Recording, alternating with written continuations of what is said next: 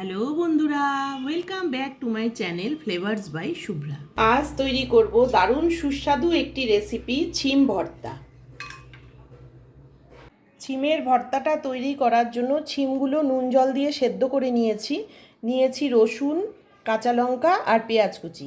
এখন ছিমটা কিছুটা রসুন আর কাঁচা লঙ্কা আমি শিলনোড়ায় ভালো করে বেটে নেব। ছিমটা আমি পাটায় নিয়ে রসুন কাঁচা লঙ্কা দিয়ে একটু বেটে নিচ্ছি।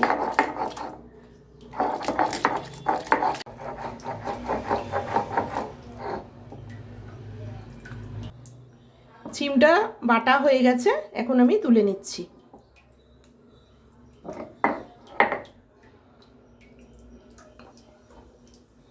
কড়াই গরম করে নিয়ে দিয়ে দিচ্ছি সর্ষের তেল।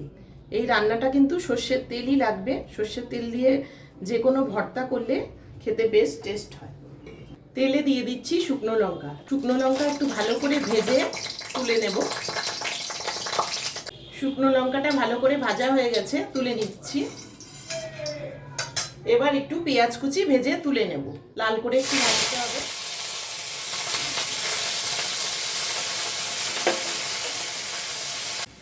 পেঁয়াজটা লাল করে ভাজা হয়ে গেছে, এটাও তুলে নেব।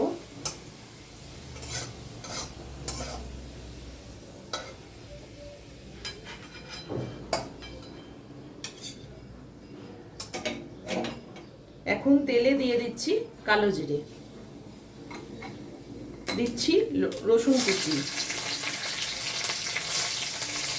রসুন কুচিটা দিয়ে শিম বাটাটাও দিয়ে দিচ্ছি।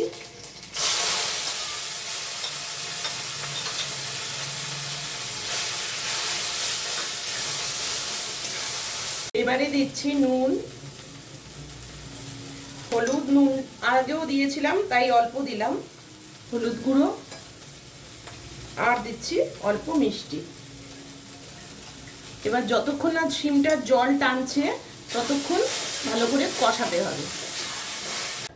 শিম ভর্তাটা কিন্তু দেখতে একদম কচুর শাকের মতো লাগছে। শিম ভর্তাটা তৈরি হয়ে গেছে, এখন আমি তুলে নেব। কড়াই থেকে ছেড়ে আসছে, তার মানে হয়ে গেছে বুঝে নিতে হবে। তোমাদের যদি ছিম ভর্তার এই রেসিপিটি ভালো লেগে থাকে তাহলে ভিডিওটিকে লাইক করো, চ্যানেলটিকে সাবস্ক্রাইব করো, আর যারা ফেসবুক পেজ থেকে দেখছো তারা পেজটিকে ফলো করে নিও।